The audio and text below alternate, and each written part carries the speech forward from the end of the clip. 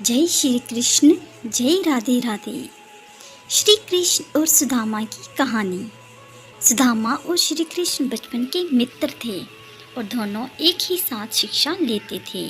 सुदामा बहुत गरीब था, वे ब्राह्मण था, इसलिए वे दिन भर में 5 घर से भिक्षा मांगकर अपना और अपने परिवार का पेट पालता था।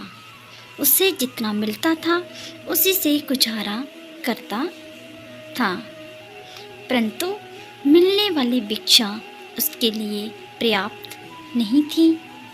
उसका और उसके परिवार का पेट भी उससे भरता नहीं था। इसी भिक्षा से अतिथि का सत्कार भी हुआ करता था।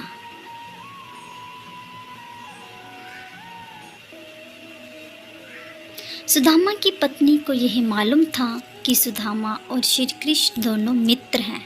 श्री कृष्ण द्वारका के महाराजा हैं। अगर सुदामा उनसे सहायता मांगेगा तो कभी भी ना नहीं करेंगे। इसीलिए सुदामा की पत्नी ने सुदामा को बहुत बार श्री कृष्ण के पास द्वारका जाने के लिए कहा, परंतु सुदामा हर बार मना कर देता था। परंतु ज़्यादा प्रयत्न करने के बाद सुदामा मान जाता है और वह द्वारका के लिए निकल जाता है। उसी समय उसके पास कोई साधन नहीं था।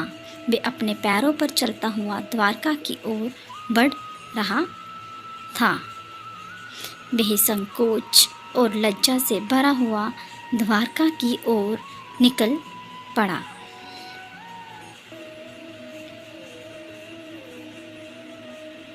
काफ़ी दूर चलने के बाद उसे रास्ते में एक बैलगाड़ी मिलती है, जिस पर व्यापार के लिए भी खूब सारा माल लदा हुआ। मुरारी ने सुदामा को द्वारका चलने के लिए मना लिया। गाड़ी पर बैठकर दोनों द्वारका के पास पहुँचे।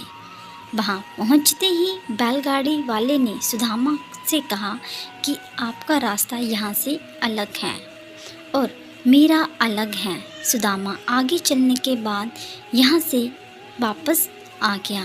उसने सोचा कि मैं उस बैलगाड़ी वाले का धन्यवाद करके आता हूँ।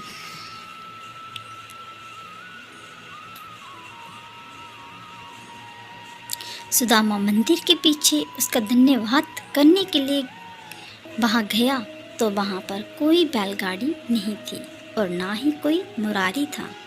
उसे कुछ समझ में नहीं आ रहा था। वह सोच रहा था कि एक क्षण पहले वह मुरारी से बातचीत कर रहा था, परंतु दूसरे चरण में यहाँ पर कोई भी नहीं है। सुदामा समझ गया था कि उसके मित्र श्री कृष्ण की ही कोई लीला है। वास्तव में ऐसा ही हुआ। जब दोनों की मुलाकात हुई तो वह दोनों मुरारी की घटना पर मुस्कुरा रहे थे। जय श्री कृष्ण, जय राधे राधे।